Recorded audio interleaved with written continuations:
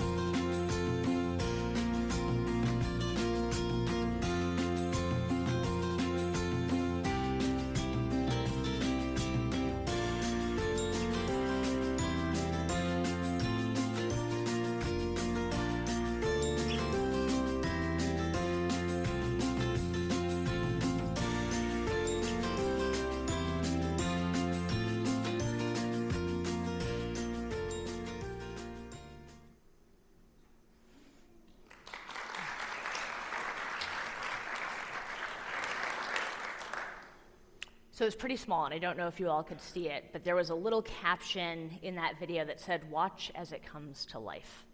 And that's what we're about to do here in worship. We're going to join in body and in spirit, in voice, and I invite you to help me light our chalice here. If you're at home, I'm going to ask you to light your own chalice. Jen and Ada are going to light ours here, and I invite you to join me in our unison words. Life is a gift for which we are grateful. We gather in community to celebrate the glories and the mysteries of this great gift. And I invite you to rise in body, and if you can't do that, I invite you to rise in spirit, and if you can't do that, that's okay. The rest of us got you.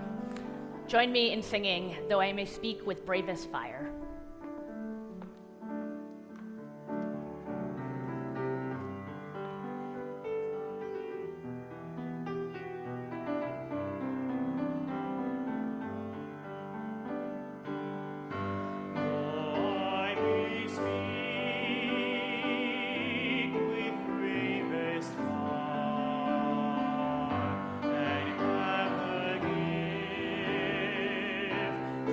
All is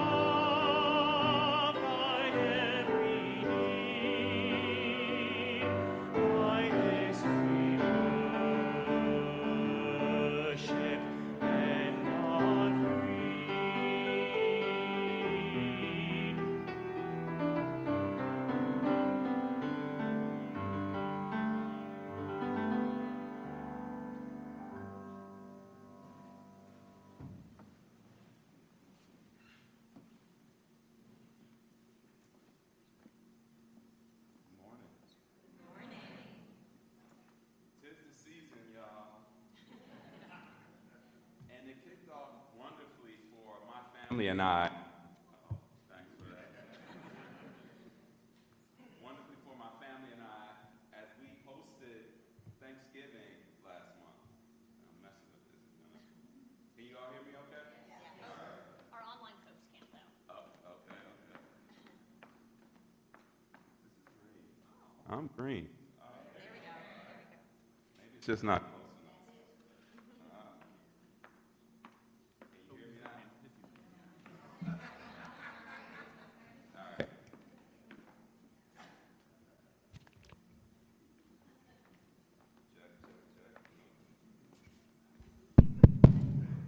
Check. I swear we're not hazing you. Right. Here's proof every black guy isn't a rapper. If I was a rapper, I would I know how to grip the mic. We hosted Thanksgiving, and it went wonderfully. And as the Rochester transplant of the family, I was fortunate to have my brother in town from Montana and my dad up from Virginia. So, let me see. Or just, however, so they were in town, it was wonderful. However, when I got the call about 3 weeks before that weekend from my brother that he'd be coming, I was really nervous and anxious leading up to that day because I wasn't quite sure how it would work out. You see, it's also the season for hustling for year-end performance goals at work. I had the Monday after Thanksgiving scheduled my annual presentation to the board of directors. And further, the guest room that usually hosts my family when they come to town was now occupied by the teenager that we grew during COVID.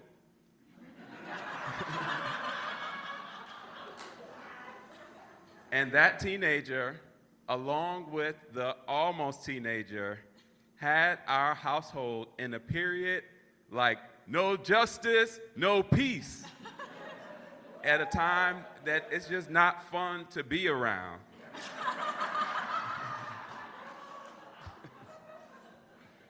Not meaning to embarrass you guys. What else? So that weekend came, my dad came, my brother came, and it turned out that my dad and brother brought perhaps exactly what we needed to get to that peace. You see, my brother, the creative, brought understanding and inspiration for our teenage artist, and my dad was all in for any game that my younger two could throw at him. All the things that my wife and I never seemed to have time for. So we made space, even though we didn't think we could, for family, and it all worked out beautifully. I think that's why we come to church, because there's opportunity. Here at First Unitarian, we know that there's an opportunity for renewal and even transformation, even in those times where it doesn't seem like it is. We made space for love and family, and it worked out beautifully. Please rise and greet your neighbor. Maybe speak to someone you haven't met before or you haven't seen in a while, and share a time maybe that you opened up to love, a family, or community. The piano will be our cue to return to our seats and silence.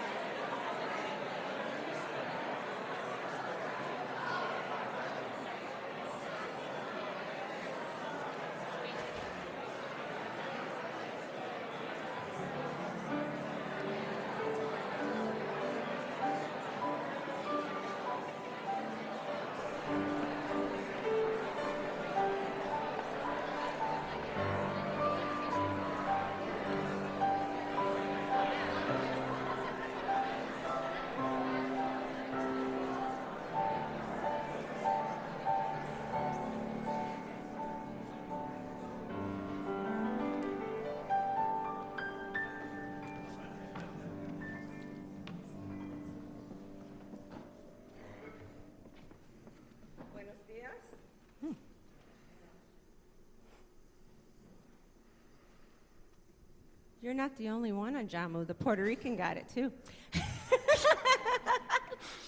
Buenos dias. Buenos dias. Muy bien. Good morning.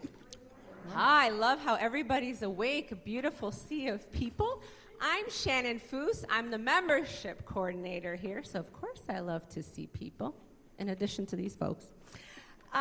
We are very excited, especially me, because we are having our new member ceremony today. And why are people becoming members? We're going to hear that in a little bit. But what does it mean to join a church? And Our colleague, the Reverend Sean Neil Barron, writes, "Why church? There is no one answer. Our answers, like stars, form new constellations behind all the answers and simple impulse. Why church? Well, because church." It's the casserole reflex. That when the church hears the news of the diagnoses of the accident or looming crisis, or death, or divorce, or disaster, somehow, even before they realize it, the casserole dish is in the oven.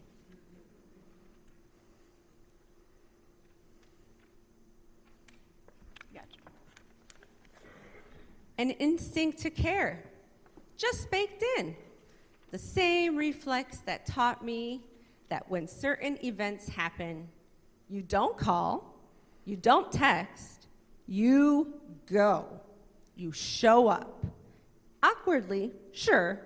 Uncomfortably, of course, but you show up. Why? Because church. It's a feeling we get gathered for imperfect worship. It's a collection of friends and strangers united by the need to belong, to be reminded of life's web. All the questions welcomed. Only a full embrace can convey the truth that all the parts of you, the questioning parts, the doubting parts, the cynical parts, the hurt parts, they're not only welcome, they're necessary. That if universal salvation is true for all of us, it's true for all parts of us also. Why church? Because church. In a society that tells me to be self-made, I need church that tells me I exist because we are. For if the choice were independence or interdependence, there is no question I would choose the gnarly path if we can go together. And it is the church more than any other place that never lets me forget this. Why?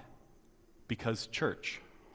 You belong beyond your own choosing. The story is not over, and we each have a part to play.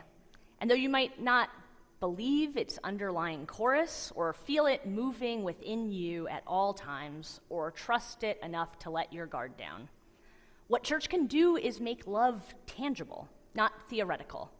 Incarnated in every text message, every casserole, every loaf of bread, every live stream, every podcast, every direct action, every prayer, every vision cast of another world that we are all invited into. We're invited to invest in, to delight in, and to create. Why? Because church. Today, we welcome 17 new members to our congregation.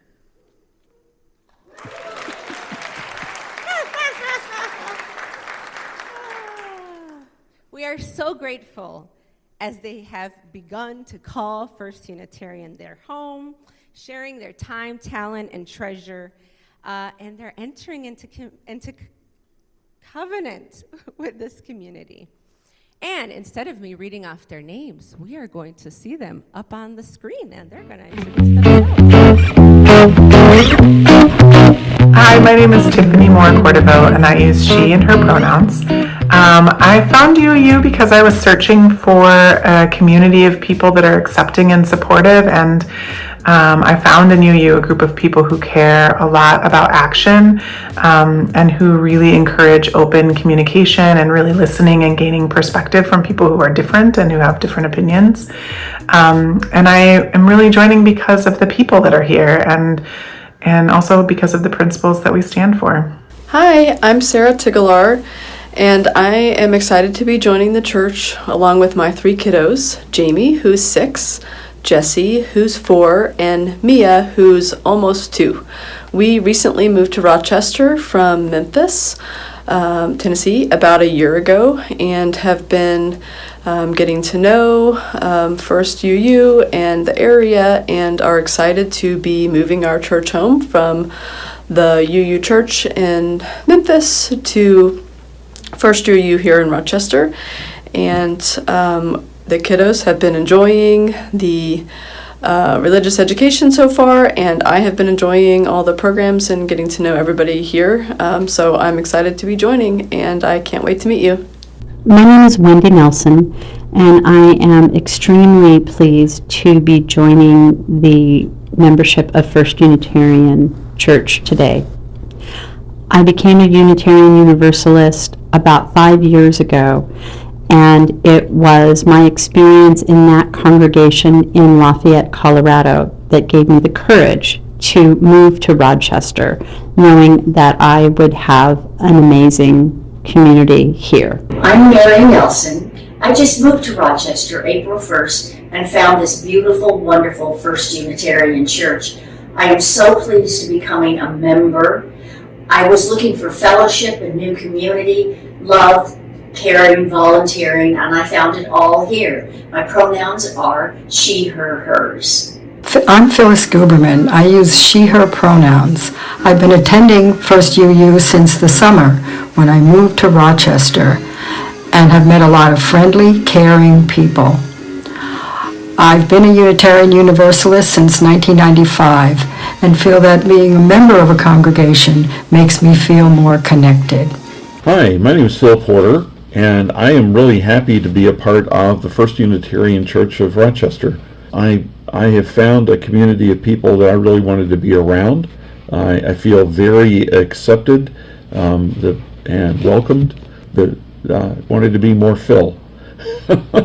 And I'm hoping that this will not just help me to be more focused on exactly my own theology and getting very clear on what that is, but also to practice it. So for me, that's really getting in alignment with the overall flow of the universe, which I would call being in alignment with, or in attunement with God. But that's my view of it, and I'm happy to be in an organization where I can have my view and other people can have their view, and I'm happy that they may have some different idea about things. That actually makes me excited, because then I get to experience other people's ideas of the universe and what it is to be alive. I guess the last part about why I'm happy to be here is that I just want to be in a place where of service to other people in the congregation and the larger community as well. Barb Varney here. Very excited to be joining UU and looking forward to community, service, and self-reflection. Hi, I'm Rachel Borneman. And I'm Alex Borneman. We're joining the church because as we build our family, we've been exploring faith communities and have found First Unitarian to be a good fit with our values. We're excited to grow and contribute with this awesome community. Hello, I'm Paul Borneman. I go by he and him. We're really looking forward to joining the congregation today, being part of this wonderful organization, and looking forward to be participating in some of the activities and the groups that get together. I've already been involved with environmental justice ministry and help to make things better in general. So again, we look forward to being part of this group, and we appreciate your welcoming. Thank you. Hi everybody, my name is Heather Borneman. My pronouns are she, her. My main reason for joining First Unitarian is I love how inclusive they are. No matter where you are in your life's journey or what your religious beliefs are, they are always welcoming. I also like the fact that the church is involved in many initiatives to better our community.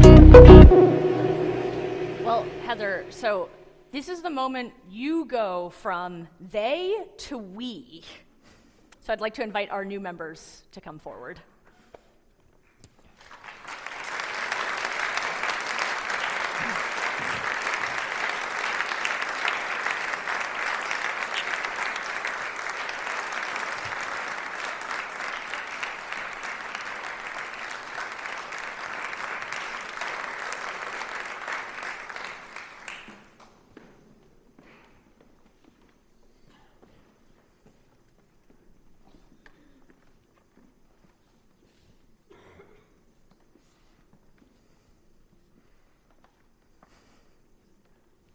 Well, it is great to see you all. I see that Shannon and Reverend AJ and I had to spread out a little bit more.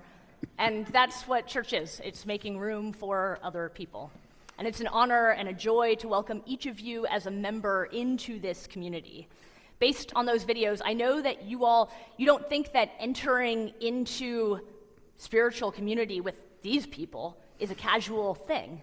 It takes commitment and courage and, well, at the heart of it is the very Unitarian Universalist idea of covenant. It's about the act of making promises to one another that binds our religious life together, binds our spiritual journeys together. You commit today to this community here at First Unitarian, but as we heard in the video, a lot of you are Unitarian Universalists from other places, and all of you are now joining in this one vessel of a broader Unitarian Universalism. And so as a symbol of the wider faith movement, I join my words with that of Reverend Manish Mishra Marzetti, my colleague in Ann Arbor, to make explicit the promises that you as new members enter into as you commit to our shared life. And so if you agree to them, and I'm going to speak directly to you, because these are actually to you, if you can strive to try to live out these promises to the best of your ability, I invite you to respond with yes. But you can do it like Shannon, which would be like, yes! Yes! You know, you've all got your own style. So, will you enter into this faith community with hope and possibility in your hearts, pledging to participate in and support the ministries of this church? Will you covenant to remain true to the spirit of love that flows through this church and guides us as you deepen into your spiritual journey? Will you explore and share your unique gifts? Will you journey with us? Yes. And of course, becoming a member of a community is about community, and so the new members can't do it without everyone else. So we now turn to the congregation to ask for a similar set of promises. Will you welcome these new members fully as you were once welcomed or as you wished you had been? Will you be open and inclusive in times when it is easy and in times when it is difficult? Will you seek to be supportive, reaching out in compassion when others are in need, but also in courage when you are in need? When there is disappointment and struggle, will you model how to stay in relationship and nurture the spirit of love? Will you journey together?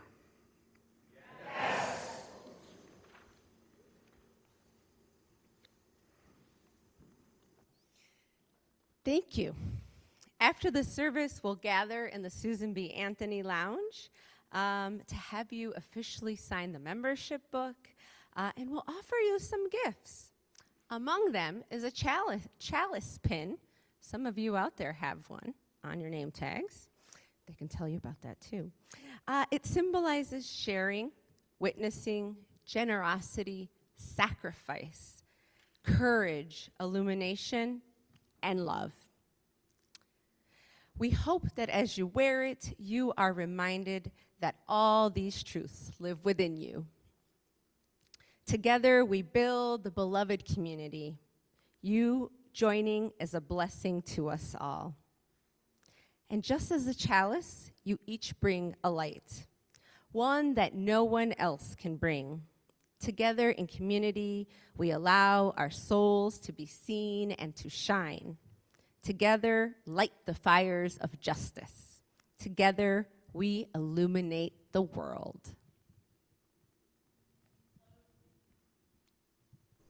So we close this ritual with a blessing of song. And, as I warned Heather earlier, in this moment you've gone from they to we. And so now you're all in it. Your gifts, your needs, your strengths, your desires.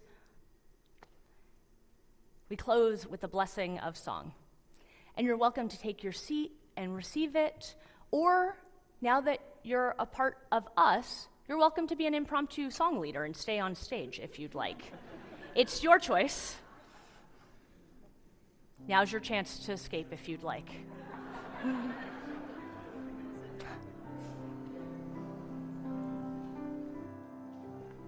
Okay, we'll rely on Pablo.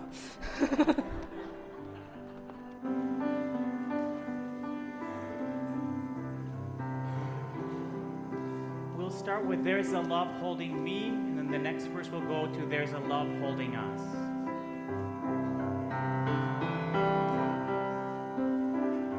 There is a love holding me.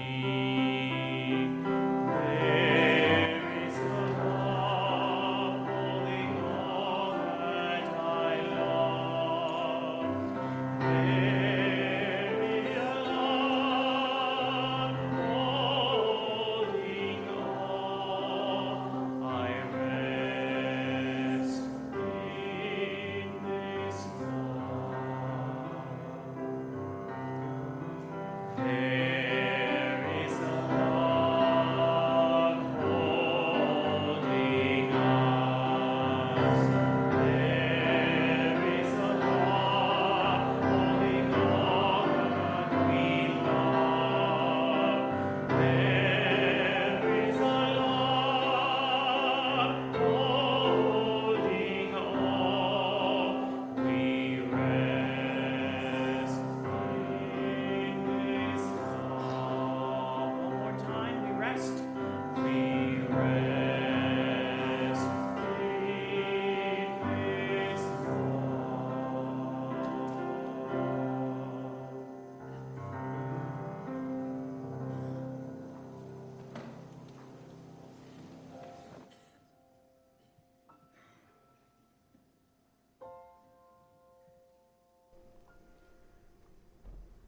Resting in this love, I invite you to settle into your seats and join me in a shared silence.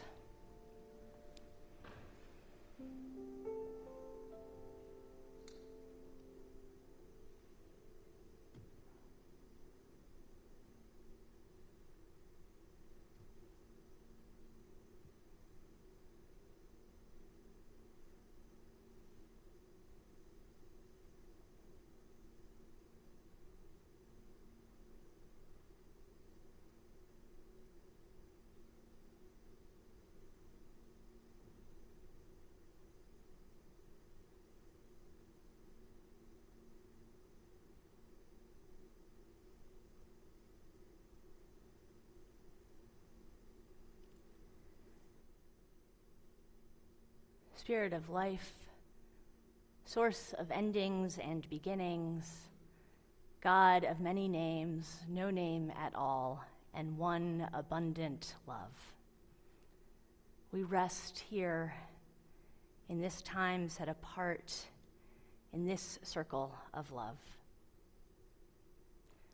We rest knowing that we are held even when we don't feel it. We gather today on a joyous occasion, welcoming new members and calling forth one of our own to Unitarian Universalist ministry. May those unfolding a new chapter of their lives be invited into new heights, wider expanses of love than any of us would have thought possible. We come into this circle, into this palm of love from a world heavy and hurting. We come knowing that as we tilt into the celebration and joy of December, full of holidays across many traditions, violence and war rips across our world. We lift up the children and people of Palestine, Israeli hostages held still, thousands imprisoned for crimes they did not commit. We lift up all those wrestling with grief or loneliness, addiction or estrangement. We lift up the celebration and joy, knowing that it is the other side of sorrow, that we come into community needing something, wanting something, and that here we might find a steady foundation and a better way. We come knowing that if church and salvation is for all of us, it includes all parts of us. Even when we can't make sense of it, even when we can't tie a bow around it. We lift up the family and friends and community of the 3 young men shot in Vermont this week. Violence brought forward by a member of a Unitarian Universalist congregation. Even when we can't make sense of it, even when we can't wrap our arms around it, may there be a love that holds us all. Here in this space of complexity, of mourning, and of joy, may there be space for all parts of us.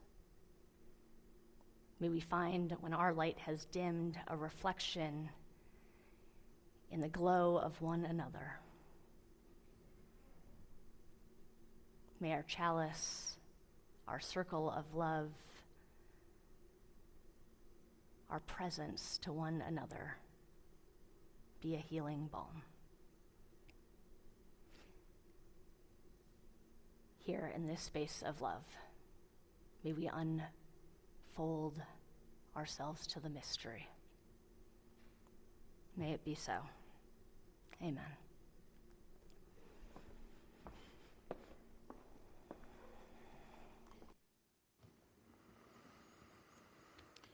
We enter now into ritual to become that presence for one another, to bring what is on our hearts and lay it on the altar of community and spirit.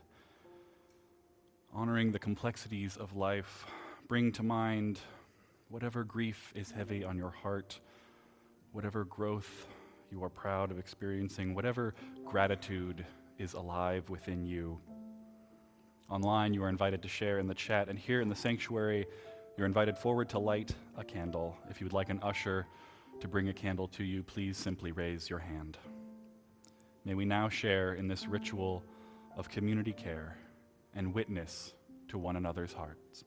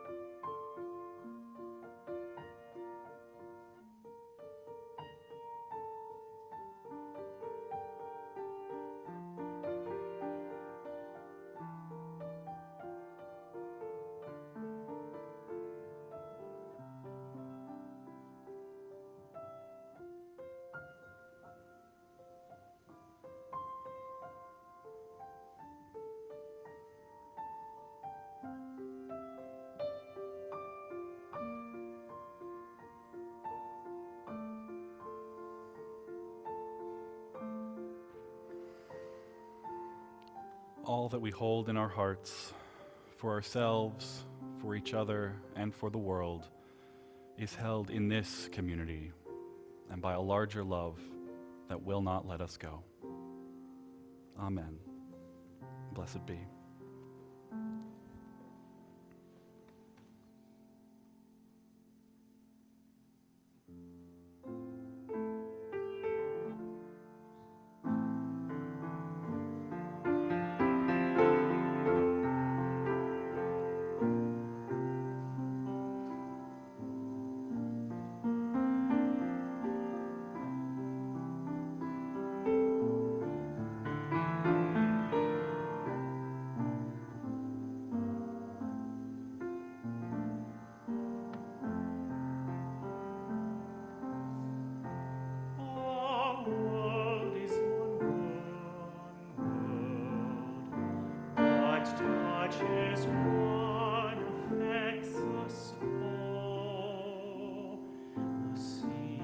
That wash us round about, the clouds that cover us, the rains that fall. Our world is one world. The thoughts we think affect us all.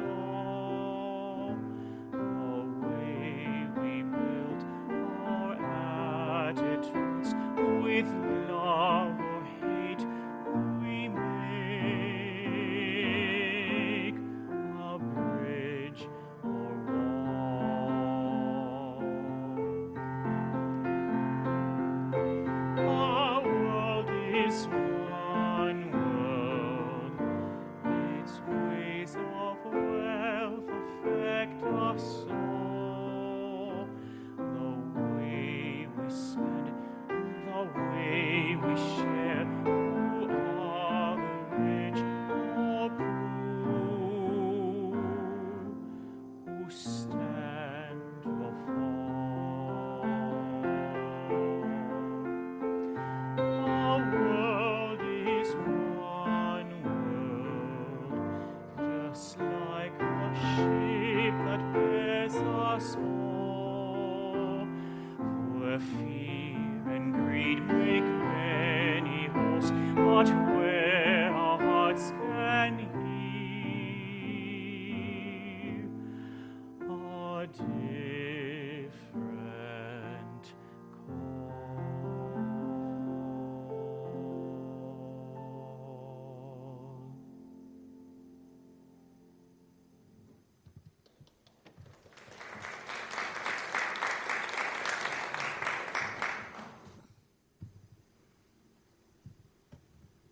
Church does for ourselves and others is made possible by what we bring to it. Each week, we practice shared generosity to support the work and witness of Unitarian Universalism in Rochester. Half of our Sunday offering goes to a partner organization working to create a more just and loving world, and today, we share our plate with Metro Justice. Metro Justice is a progressive, member-driven grassroots organization dedicated to social, economic, and racial justice in Rochester, New York, founded in 1965 as Friends of Fight in the struggle for equal access to good jobs at Kodak. You are encouraged to give online at rochesterunitarian.org/donate, or by Venmo, or here in person in our offering baskets. In the spirit of abundance and generosity, our offering will now be received with gratitude.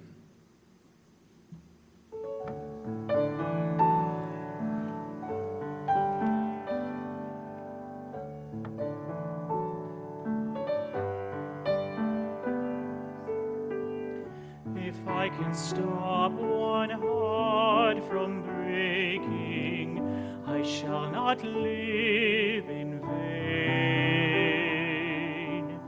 if I can ease one life the aching, or cool one pain, or help one fainting robin unto his nest again, I shall not live in vain. I shall not live in vain.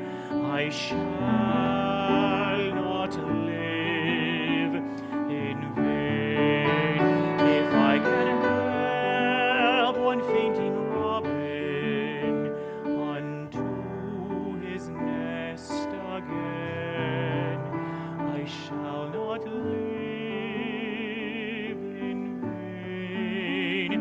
I shall not live in vain.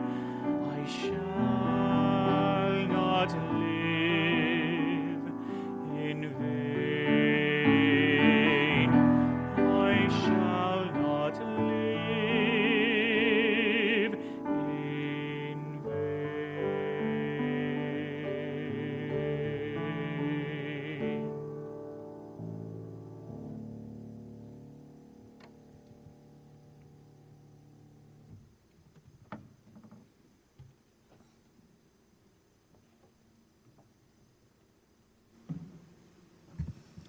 Good morning. As Sherry said, Reverend Sherry said earlier, I am the Reverend Joan Javier-Duval, minister of the first, no, not the first, Unitarian Church of Montpelier. There's a lot of firsts in Rochester, so I was just like in the vibe of the first. My heart and my cup already feel so full being in worship with you this morning. Thank you for welcoming me. It's wonderful to be with you and to see several members of the Unitarian Church of Montpelier here this morning for worship. And one of those members of UCM who is present here in the sanctuary introduced to me this reading that I will share with you this morning in a worship service for which she was a worship associate in the spring. And this is the poem Urgency by Rosemary Watola Tromer. Again, the urge to bring gauze to the broken world, and medicine and a plaster cast. Again, the urge to fix things, to heal them, to make them right. Again, the chance to do the work, which is to look in, to touch the pain but not become it, to see the world exactly as it is, and still write it a love letter. To meet what is cracked with clarity, to mirror and grow whatever beauty we can find.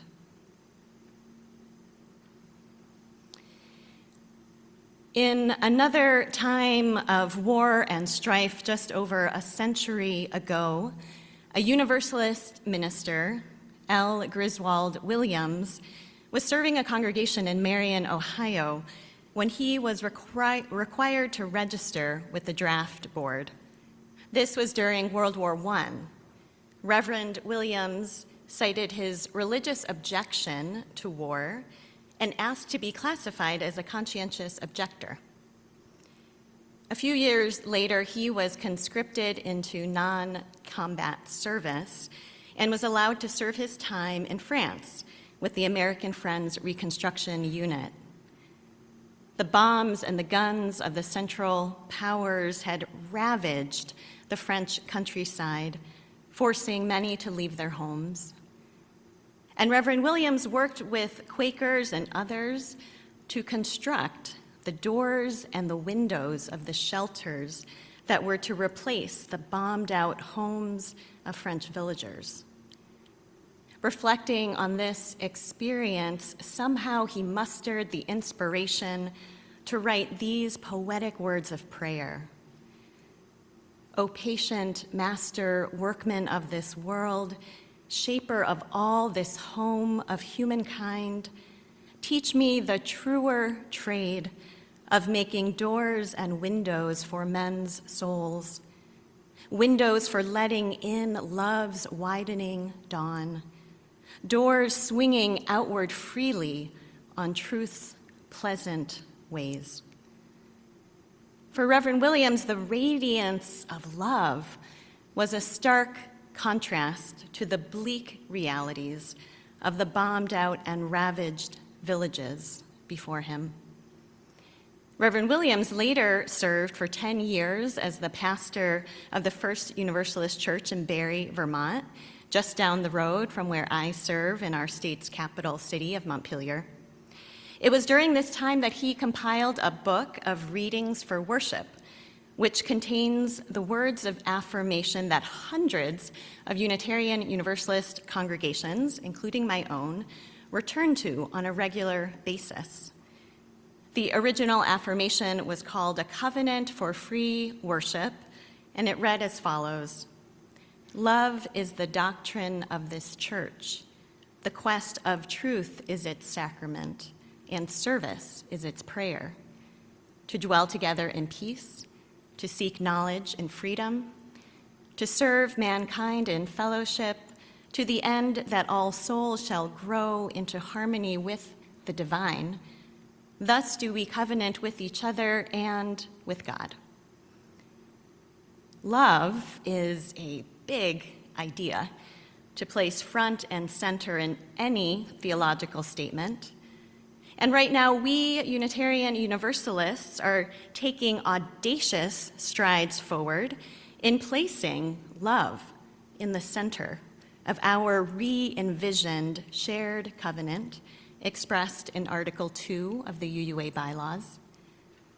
Love encompasses powerful theology, yet it is a word that is used with such frequency and triteness that I think it's worth dwelling upon its meaning, especially for a faith movement like ours, which espouses to be held together by commonly shared values, and that encourages the members within it to clarify and to commit to their own, our own, theological beliefs. Love as a theological focal point came into our religious tradition through our Universalist roots. Universalism emphasized a loving God over a punishing God and put forward a vision of humanity united by the bond of love, modeled by the divine love of God for us. The Universalist minister and theologian Clarence Skinner put it this way: "The Universalist idea of God is that of a universal, impartial, immanent spirit whose nature is love." And love is also present in our Unitarian roots. The Unitarian minister William Channing Gannett put together a statement of things most commonly believed among us in 1887. It had actually a surprising number of points in it, and it included this one: "We worship one and all, that life whence suns and stars derive their orbits, and the soul of man its ought, that light which lighteth every man that cometh into the world, giving us power to become the sons of God, that love with which our souls commune." Love has been central to Unitarian Universalism since its beginnings. Love was synonymous with the divine. Love was the ultimate source of meaning, and God was believed to be essentially loving.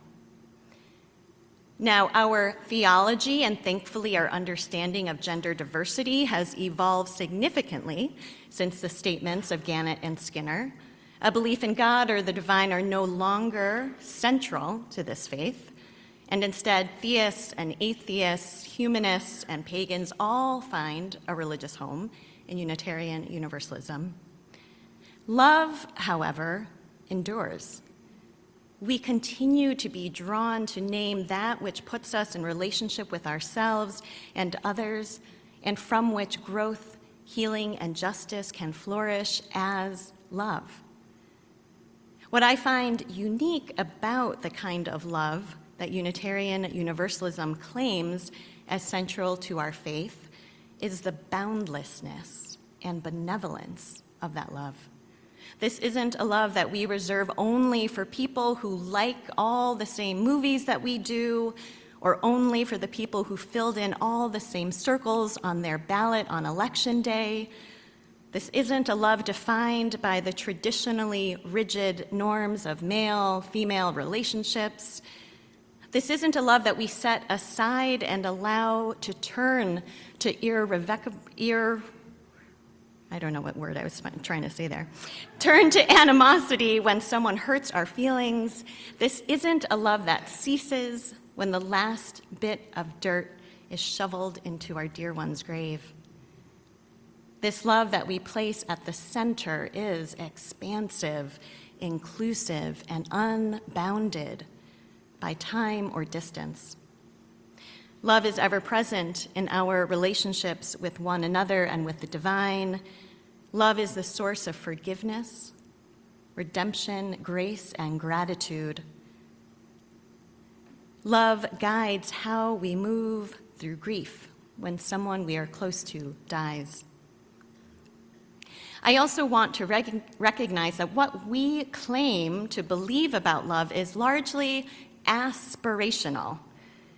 It is through the practice of love that we truly come to know its dimensions and to clarify what it is and how it operates. I was introduced to a definition of love that I find helpful in the late teacher and cultural critic Bell Hooks' book, All About Love.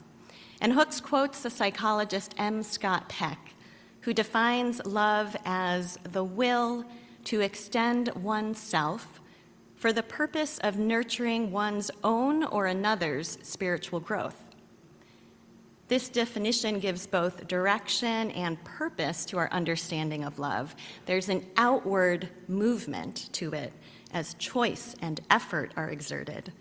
And its purpose is spiritual growth, which I take to mean the movement towards greater well-being and wisdom in body, mind, and spirit. With this understanding of love in mind, I think it's important also to point out that the boundless love of Unitarian Universalism cannot exist without boundaries. If we extend ourselves without limits, we are likely to feel depleted over time. And there is an art to practicing a love that supports us in giving freely and generously of ourselves within our capacities and in balance with our own needs. We can also recognize that love is often companioned by pain. We are oh so humanly imperfect in how we express love. We are likely to hurt and to be hurt by others in this human endeavor. And this is true in our most intimate relationships of family and friendship and romance, and it is true as well in our church communities. Because of this likelihood of causing pain in relationships of love, we must also recognize another boundary that we put around love, the boundary of accountability, when we do not live up to our aspirations and when we cause harm intentionally or not to others. Throughout Unitarian Universalism, we are continuing to both broaden and to deepen our theological understanding of love from the foundations of our theological heritage through how we practice love now in the present day. And over time, our UU theology of love has evolved, not just as a thought or a feeling, but of one of action, love as a verb, love as a choice to turn sentiment into action. Bell Hooks writes, when we choose to love, we choose to move against fear, against alienation and separation. The choice to love is a choice to connect, to find ourselves in the other. In the practice of love, we intentionally engage with one another to break down fear, alienation, and separation. It is through our choices and our actions that love is made known. Love is made more real within our religious community by the vows that we make to one another in our shared covenants, as you did during the new member ceremony. And love is made more real beyond our religious community by the actions that we take in support of those who we call neighbor and kin in the broader circles of our cities, towns, and ecosystems. And as Unitarian Universalists, I believe we ascribe to Cornel West's statement that justice is what love, anyone know this? Justice is what love looks like in public. Justice is what love looks like in public. Love and justice are intertwined, and their relationship to one another is one that shapes how we choose to act. In regards to this relationship, the Reverend Dr. Otis Moss III warns that the danger of love without justice is that it becomes sentimental, even appeasing. But justice without love becomes ruthless. Justice without love destroys. In order to be parts of movements for freedom and liberation, we need both love and justice. Justice that seeks to right the wrongs of inequality and bigotry, and love that seeks to make a greater whole of our seemingly divided pieces. With love and justice intertwined, we can act with moral clarity and also face those moments of moral ambiguity and complexity. Love and justice together draw us out of an either or, us versus them mentality, and towards a vision of community in which all of us belong. This justice-seeking love also makes whole what is broken inside ourselves, what is broken by injustice and oppression and by fear. At its best, love and justice together create a challenging and demanding ethic. Here again are the words of Bell Hooks, who writes, "In an attempt to ward off life-threatening despair, more and more individuals are turning toward a love ethic. Embracing a love ethic means that we utilize all the dimensions of love: care, commitment, trust, responsibility, respect, and knowledge in our everyday lives. And I believe this is what we strive to do together, to live by an ethic in which love and justice are intertwined. And don't we need this kind of love ethic right now? In a time when people are attacked as they seek to live out their truest selves outside of the confines of gender binaries, when we are not yet free of the logic of domination that steals Black and brown lives, when we are prone to dismiss and demean those who do not share our political views, when we face the existential crisis of human survival on a too hot planet, in this time we need the grounding of a robust ethic of love. Within our evolving, living, transforming faith, we are at our best when we meet the times that we are in with a faithful commitment to live and lead with a love that seeks justice, a love that seeks to widen the circle of care and concern, a love that seeks the flourishing of all life. And it is with this loving justice and justice-seeking love that we will bring an end to the gun violence that claims our young. It is with this loving justice and justice-seeking love that we will expand and not curtail rights and dignity for people of all genders.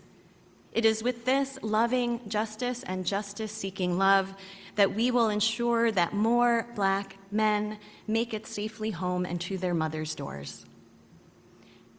As the poet writes, again the urge to fix things, to heal them, to make them right. Again the chance to do the work, to see the world exactly as it is, and still write it a love letter.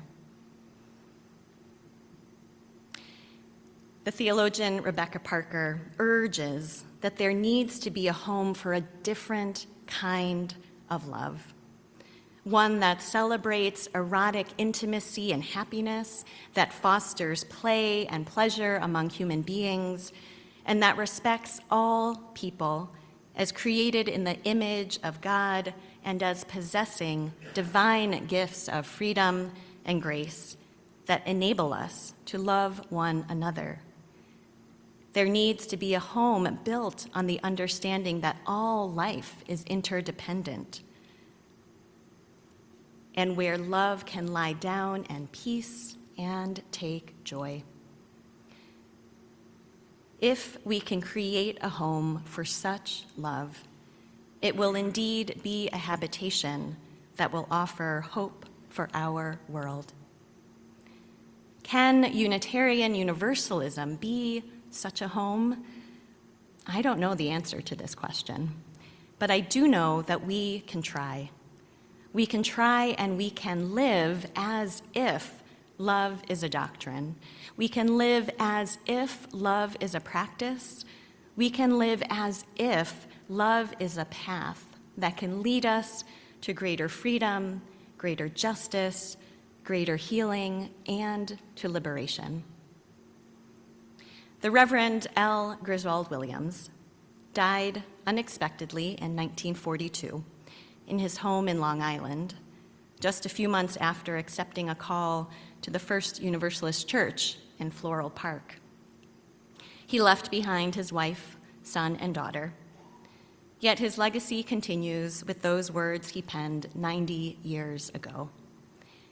May we continue to live our way into the truth of his words. Love is the doctrine of this church. So may it be.